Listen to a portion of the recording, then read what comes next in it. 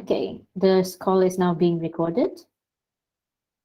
We have 33 out of 69 people here, and in just 2 minutes, I will begin the class. But before we do the learning and before we start talking about stuff, I'll just give an overview lah. Uh, so the original plan was that you are gonna watch the videos, read the lecture notes on your own, and then this session is just a very quick run through. I'm not gonna be explaining in detail, but you're free to ask questions if you want. Although I haven't recorded the video yet, the lecture notes are complete and they're not too different from the official lecture notes that you can find through the SB025 website, so both are able to be used. I just want to go through this part of the lesson very quickly. If you have any questions, feel free to ask. This is quite a simple chapter, and the information is quite straightforward as well. So we're only going to spend this week on chapter 4. Okay, sekarang ada 36 daripada 69 orang pelajar, and my clock is showing 9:05. Okay, if you need me to slow down or repeat any parts, feel free to ask. And we're going to officially start the lesson. Okay, once again, good morning, everybody, and welcome. In this video, we're going to start with our lesson on chapter 4, which is biocatalysis. So you may have gone through the lecture notes already, and you may have a good idea of what this chapter is going to be about. Basically, it's going to be about enzymes. Banyak jenis enzyme. Okay, so there are four subtopics. The first subtopic is 4.1, properties of enzymes and mechanism of action. Dalam subtopic ini, okay, ini learning outcome dia. And we learn about the properties of enzymes. First things first, I want to tell you that enzyme is this thing. Enzyme is a globular protein that function as organic or biological catalyst that speed up the rate of metabolic reaction by lowering the activation energy. Enzyme itu adalah protein, dia adalah catalyst semula. Jadi, fungsi catalyst macam kamu belajar dalam chemistry, speed up rate of reaction by lowering activation energy. Kalau kamu kena minta bagi definition untuk enzyme, inilah dia. Activation energy is this. It's the minimum amount of energy required by a reactant to start a chemical reaction. And usually you will see this graph. The first graph, the red one, is the one without enzyme. The black one is the graph with enzyme. Okay, kalau kita mau tengok enzyme dalam buku kah, dalam website kah, dia boleh tunjukkan dalam mana-mana bentuk berikut. Mungkin dia lukis enzyme itu macam bahagian yang kuning ini. Mungkin juga dia lukis enzyme macam ini. Dalam gambar kedua ini, dia tunjukkan setiap atom yang ada dalam molekul enzyme tersebut. So every oxygen, hydrogen, carbon, nitrogen, sulfur atom ada di dalam. Okay, dia yang ditunjukkan dalam bulat-bulat begitu. Another form is in this image. Okay, so image ketiga ini biasa kalau kamu pergi kepada peringkat biology yang university, kajian pasal all these new enzymes being discovered, usually they show it in this third image. Okay, so the third image is showing it with the alpha and beta helix dengan lipatan-lipatan dia. Tiga-tiga ini adalah gambar untuk enzyme. And these are all diagrams for the same enzyme, catalase. So kita boleh tengok macam mana perbezaan dia lah, boleh nampak. Okay, these are the properties of enzymes. All enzymes are globular proteins, okay, required in small amounts. Enzyme is not altered at end of reaction, so they are reusable. They are highly specific, can catalyze reversible or irreversible reactions. Activity of enzyme is at maximum at its optimum pH, and enzymes will be denatured or destroyed at extreme pH and very high temperatures. So kalau kamu kena tanya apa properties of enzyme, kamu boleh senaraikan semua poin di sini. All of these are properties of enzyme that you can use to explain. Okay, ini adalah graph untuk tunjukkan poin yang terakhir tadi lah. Okay, more properties of enzyme. At low temperatures, rate of reaction is low due to the slow movement of molecules. There is decreased chance for substrate to collide with active site of enzyme. Enzyme is also inactive at low temperatures. Okay, so this part is about temperature. Kalau temperature increase, rate of reaction increase. Tapi mesti ada dia punya explanation di tengah. For every 10 degrees increase in temperature, reaction rate is doubled up to optimum temperature at which reaction rate will be maximum. And beyond the optimum temperature, the reaction rate will decrease because the protein rosak ataupun denature. Because the exchange and conformation result from the breaking of ionic bonds, blah, blah, blah, substrate can no longer fit into active site of enzymes. So yes. They function efficiently within a narrow pH range, blah, blah, blah, blah, blah. Different enzymes can have different optimum pH. Contohnya enzyme pepsin, dia punya optimum pH, pH 2, which is in the stomach. And enzyme amylase has optimum pH 7.2, which is near the salivary glands, liver, and small intestine. And a maximum reaction rate will be achieved at optimum pH. Change in pH above or below the optimal pH value will change the H plus concentration. Blah, blah, blah, blah, blah. Okay, ini part yang explain kenapa pH mempengaruhi rate of reaction. Blah, blah, blah, blah, blah.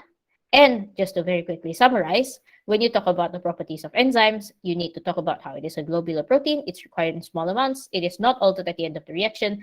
It has specific reactions. So, memang satu enzyme, dia akan cari satu substrate itu saja dan hasilkan satu produk itu saja. They can catalyze reversible reactions and they are affected by temperature and pH. Is there any part about the properties of enzymes that you want to ask me questions about? Sebab saya pergi dengan cepat saja. Ada part yang kamu kurang jelas?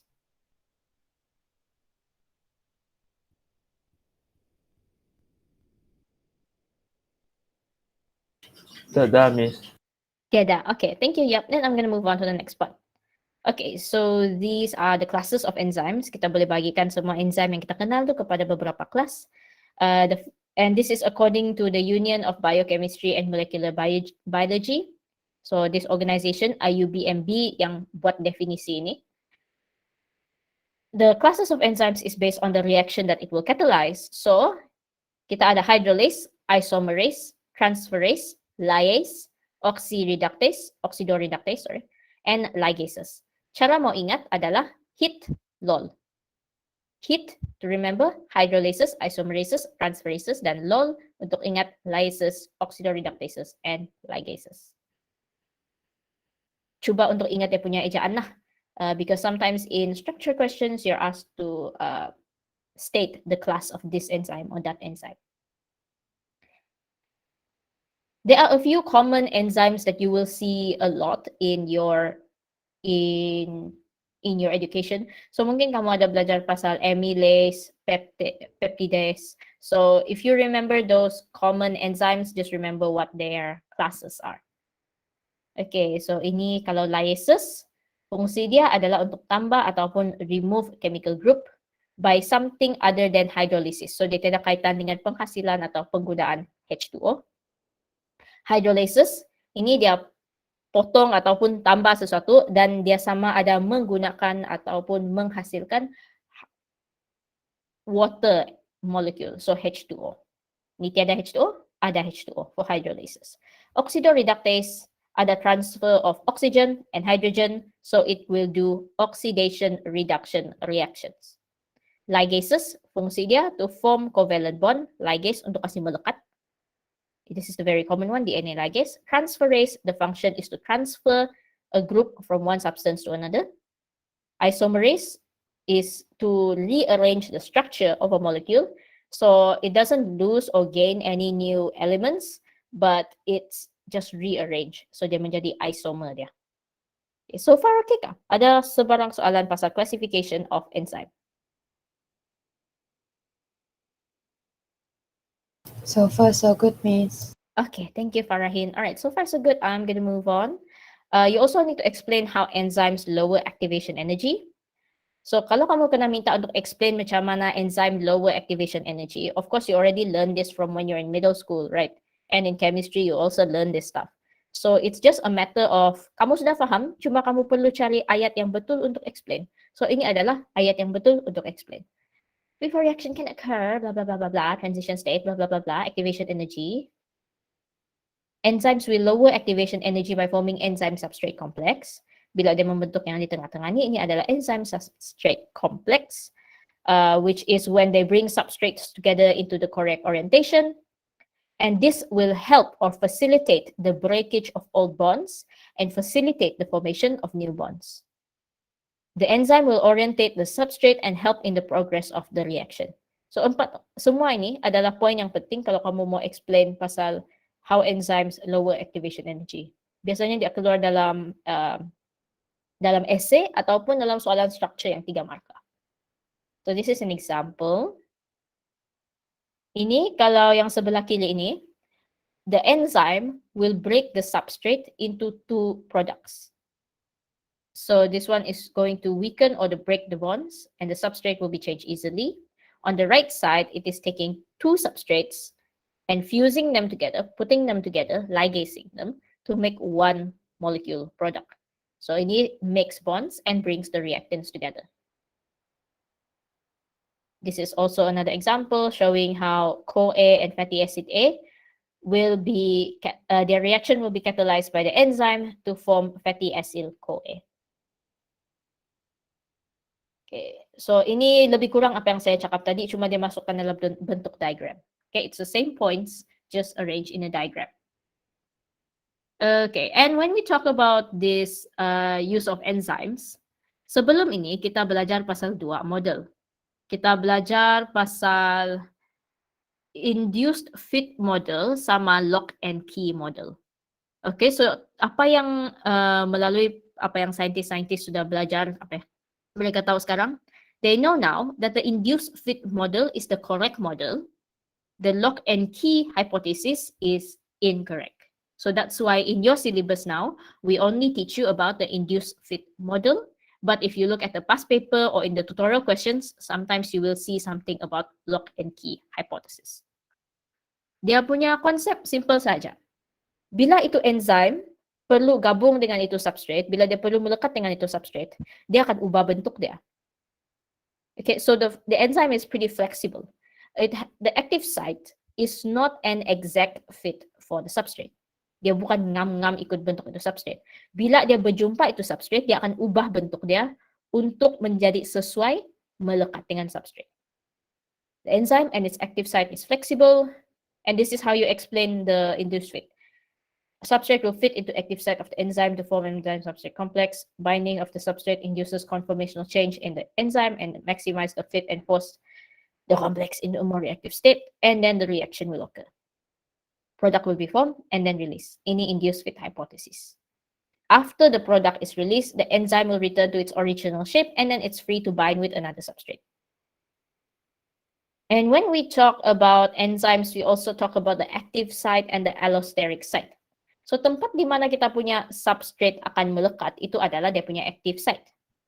Tempat di mana benda lain akan melekat adalah allosteric site. So active site, tempat yang kita fokus. Kadang-kadang ada buku yang tulis catalytic site for catalysis. Allosteric site just means anything other than this.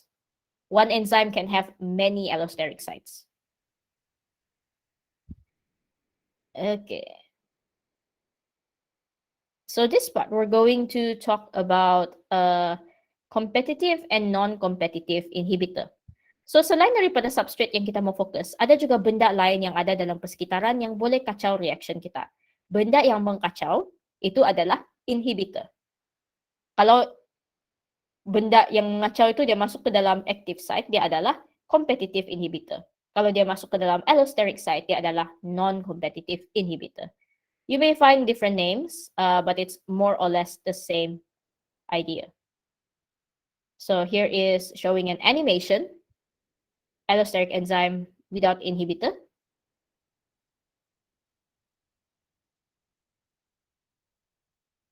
Okay, kalau tidak inhibitor, begini sajalah substrate melekat dengan enzyme di active site, kemudian menjadi product. This is normal reaction without inhibitor. This is the reaction with an inhibitor. So if you have an inhibitor in your allosteric site of your enzyme, it's going to disturb your reaction. Sebab bila inhibitor, non-competitive inhibitor itu masuk ke dalam allosteric site, dia akan mengubah bentuk enzyme di active site dan substrate kita tidak dapat melekat di active site. That's basically the concept of it. And of course, everything here is going to be explanation about it lah. So far, okay kah? Bosan sudah? Okay, Miss. Okay, alright. So there are a few factors that will affect the enzymatic reaction. I feel like this is something that you might have seen in chemistry a lot of times as well. Basically, ada 4 factor: enzyme concentration, substrate concentration, temperature, pH. For enzyme concentration, kalau pH dengan temperature constant tidak diganggu, enzyme concentration increase, reaction rate will increase. Sampailah terlebih banyak enzyme dan tidak cukup substrate, then the reaction rate will be constant. So it will increase until it becomes saturated. Further increase of enzyme concentration have no effect on the reaction rate because all substrates are already converted to ESC. Ayat terakhir ini is referring to what I said. Semua substrate sudah digunakan, sudah terlalu banyak enzyme. So, dia punya rate of reaction tidak dapat naik lagi. Okay, all these explanations are just going back to that same point. Substrate concentration is similar. If pH and temperature is constant, the more substrate you add into the reaction, the faster the rate of reaction. Kalau kamu tidak ubah pH dan temperature, kamu tambah substrate, rate of reaction akan meningkat sampailah terlalu banyak substrate, limited number of enzyme, then it will reach a constant rate of reaction. So further increase of substrate concentration after this maximum point, there will be no effect on the reaction rate. Okay, so same thing, same explanation. The third factor that will affect enzyme reaction rate is temperature. So temperature semakin tinggi, reaction rate semakin meningkat, sampailah dia punya optimum temperature. Bila dia sampai di optimum temperature, that will be the maximum rate of reaction. After optimum temperature, that enzyme will start to denature ataupun dia akan mula rosak sebab terlalu panas, dia punya bond akan terkacau. So bila when temperature increases after the optimum temperature, rate of reaction will decrease because enzymes become denatured. Okay, so ini pun quite simple. Meningkat sampai optimum temperature, maximum. Lepas optimum temperature, menurun. Blah, blah, blah, blah, blah, blah. This is just more explanation that you can use in your essays. And this is for pH. pH, every enzyme has optimum pH. So as pH increases and becomes closer to the optimum temperature, the rate of reaction will be maximum. As the pH becomes further away from the optimum pH, so kalau optimum pH dia adalah 7, kita ubah concentration itu kepada pH 3 ataupun pH 10, rate of reaction akan menurun. As according to this graph lah. And this is a table that shows the example of common enzymes that we will see and their optimum pH. And begitu saja. Those are the 4 factors that will affect enzymatic reaction. So far, any questions?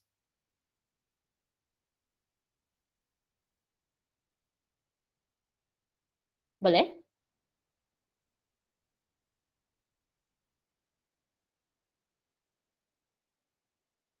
You guys okay?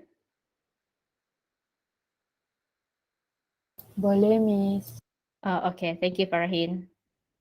Okay. I'm sorry, this class is a little bit boring today. I'm trying my best. So that is it for 4.1. So for 4.1, do try to complete the tutorial questions and come up with your own notes. Untuk setiap segmen dalam 4.1 ni, saya ada buat mini summary. So kamu boleh rujuk balik kepada mini summary untuk membantu. And then I'm going to move on to 4.2, cofactor. Enzyme is not just on its own. Kadang-kadang enzyme tu ada benda lain yang bekerja sama dengan dia untuk hasilkan sesuatu reaction. And that other thing that works together with the enzyme is called a cofactor. But the proper definition of a cofactor is it is a non-protein that is needed by some enzymes to function efficiently, and they will bind to the active site of the enzyme. Cofactors, depending on their type, they can be tight and permanent or loose and temporary. So ada jenis yang memang melekat saja dengan enzyme, ada jenis yang boleh buka sambung dengan enzyme. There's 3 types: metal ions, coenzymes, prosthetic groups. And these are the examples. Kalau metal ions, contoh dia adalah chloride ion, potassium ion, calcium ion, mineral, contoh dia adalah ferrum and copper. Examples of coenzymes, you will see these more as we learn in chapter 5 and 6. It's things like FAD, FMN, NAD+, NADP+, CoA, water-soluble vitamins, blah, blah, blah, blah, blah. So these are all organic molecules that are under the type coenzyme. Prosthetic groups are organic molecules that bind permanently to the enzyme. Examples are heme group, like in hemoglobin, iron and sulfur clusters that you would find in molecules like ferredoxin, NADH dehydrogenase, etc. Okay, so boleh rujuk balik kepada table ini untuk tahu apa jenis cofactor, apa contoh cofactor, apa fungsi cofactor.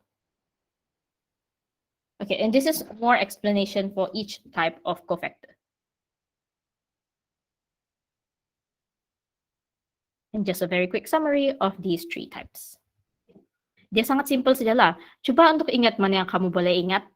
Yang penting masa jawab UPS, try to get this right. Okay, and then you just complete that. And 4.3 is just learning about inhibitors. Inhibitors is more or less what I talked about earlier, just that in this section, we're explaining it in better detail. Inhibitors are organic or inorganic compound, and then there are two types, reversible and non-reversible. Reversible inhibitors, we have competitive inhibitor and non-competitive inhibitor. Non-reversible inhibitor is no longer in your syllabus, but we include notes about it in this lecture note anyway. Okay, so for reversible inhibitors, there are two types. There's competitive and non-competitive. This is pretty much what I talked about earlier. Kalau dia competitive, dia akan masuk ke dalam active site yang sama dengan substrate. Kalau dia non-competitive, dia akan masuk ke dalam allosteric site yang berbeza daripada substrate. Dua-dua pun akan kacau rate of reaction. But here is the difference. When we're talking about competitive inhibitors and non-competitive inhibitors, sometimes you have questions that show you these kinds of graphs, right? And this is the part that you have to understand and memorize more. When you are dealing with competitive inhibitors, the same quantity of product will be formed. It just takes a longer time because there is a lower rate of reaction. With more substrates, the greater the chance of finding the active sites. So if you have a reaction that has competitive inhibitor, you want to increase the rate of reaction, then you just add the substrate concentration. You can also try to increase the rate of reaction by removing the competitive inhibitor. But to be honest, increasing the substrate concentration is easier than trying to take out the inhibitor from your reaction. But you can also try to answer that in the questions. Okay, ini adalah examples. For non-competitive inhibitor, the substrate and inhibitor are not going to be competing for the same active site of enzyme because it's going to go to the allosteric site. So if you are dealing with non-competitive inhibitor, you want to increase the rate of reaction and you increase the substrate concentration, nothing will happen. Okay, so kalau kamu mau increase rate of reaction for non-competitive inhibitor, you cannot just simply add more substrate. What you can do is, if you want to increase the rate of reaction, just increase enzyme concentration.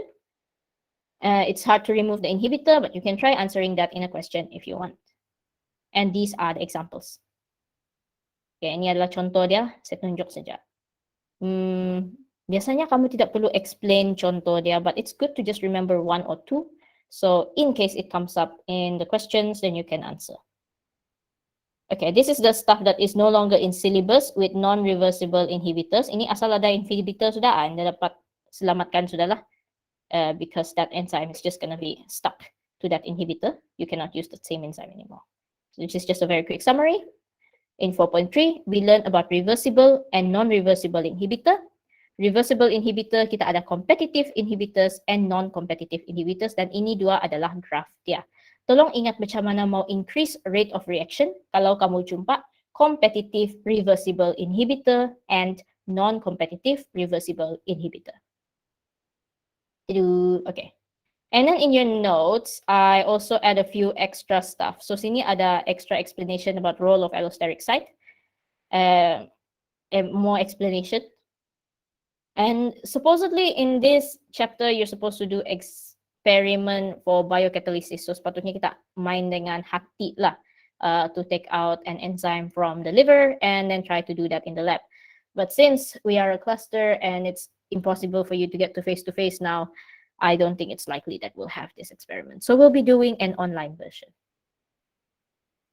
Okay, and then try to create your own mind map for this chapter. Do you have any questions about any segments in this chapter 4? Dia simple sajalah, cuma mungkin kamu perlu baca satu demi satu.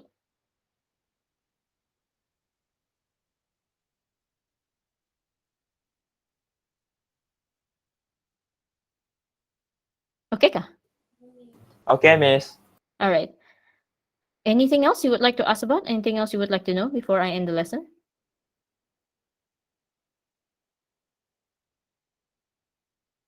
Nope, Miss.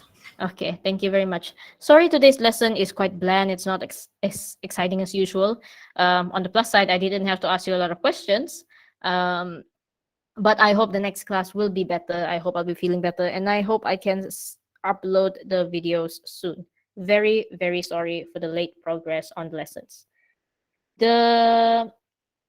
Something else I want to announce, I already printed the copies of tutorial question and past year question bagi yang mau saya tolong photostat hari itu.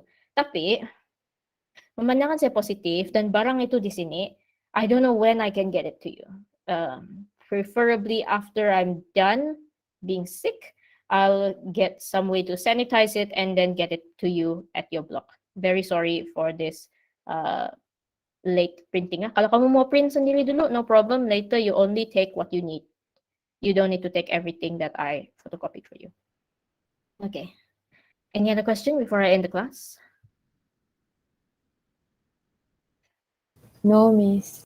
All right. Okay, then thank you very much, everybody. Really sorry once again. I hope you have a good week. If you have any part that you don't quite understand, any questions you want to ask, feel free to message me. I will reply you when I am ready. Okay. All right. Thank you, everybody. Thank you, Miss. Thank Get you, well Miss. soon, Miss. Speed recovery. Thank you. Miss.